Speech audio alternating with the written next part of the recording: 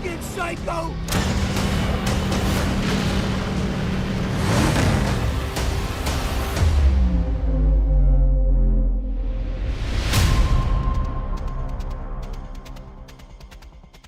We've got some of the best car technicians and vehicle technicians on this show, and we've got some of the best drivers out here in the UK working with us.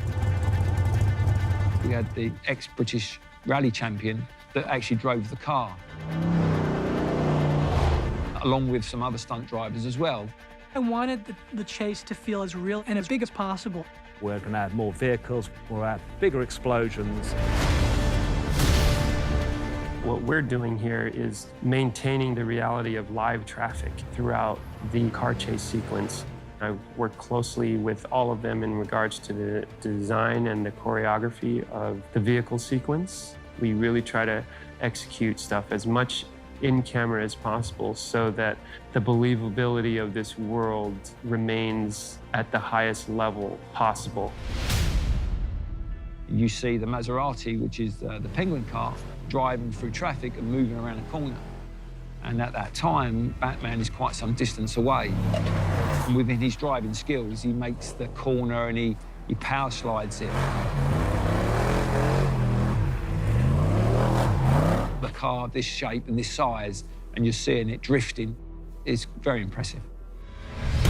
One of the things that I had thought of was this idea of a chase in torrential rain, and that as they picked up speeds, that there would be hydroplaning of enormous vehicles. Matt did an amazing, amazing job on creating the sense of danger. Penguin is just jamming his brakes on in front of trucks, causing them to swerve and slide. We're doing that for real. We've got rigs that can make these 40-foot trailers go sideways. Have a second driver in the back of the truck who can steer the rear axle of the trailer, so we can put these trailers out at nearly 45 to 60 degrees. We had 100-odd vehicles driving around a half-mile set with pyrotechnics and effects going off and stunt drivers. That is the explosion he will be jumping through. Testing the car suspension-wise, so it's going to be comfortable for the stunt double. So everything survives, driver and car. On the principles, we shot on location in stunt-driven cars called pod cars. All the controls are on the roof. We've got full steering, gears, brakes, and effects as well.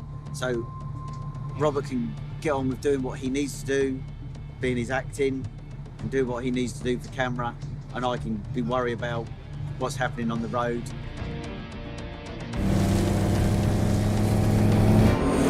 We also picked up some additional action on LED process stage.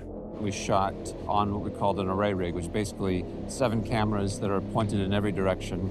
And we shot pieces of the car chase through those 7 cameras. 7 cameras were then stitched together into a 360-degree cyclorama. These were fed back in through the LED screens on the set. Car scene like Dunsfold, it just takes a long time to get all those vehicles reset, especially when you're working with 18-wheel trucks and that kind of thing. The great thing about our Stagecraft set of tools is that we have our motion capture tracking set up, and that allows us to track the camera wherever it is on the set. So if the camera is in the center of the set and the content that we're putting onto the screens are back there as well, and so we're getting exact real-life tracking information. I'm able to control what happens on these screens. I can make it very warm or cool. These are types of things that we are able to modify live. The whole idea with the LEDs is that a created world, and we can essentially bring that world to the actors. So we've got content that we put up on the LEDs, and that provides light onto the sets and onto the actors, and it also provides reflections and allows us to make the entirety of the set more real, makes the lighting more real, makes the photography ultimately look more real. In addition to the benefit that it gives us from a technical standpoint, you've also got the rest of the environment there, so the actors can experience the space, and as they're driving the cars, they can react to what's coming at them on the screens. Oh, come on! So it gives us a more controlled environment in a moving space without moving. You can have daylight for 24 hours if you wanted to. You don't have to worry about the sun setting. And it makes the CG world and practical world integrate so much better and quite seamlessly, actually. Once it got realized, we really fell in love with the final sequence, which is a great Batmobile chase. Both man and car are just paired together perfectly. The intensity is palpable. I loved the idea of being caught in that sea of chaos. And so we worked all of that out, and then we went and we tackled it. I got you! I got you!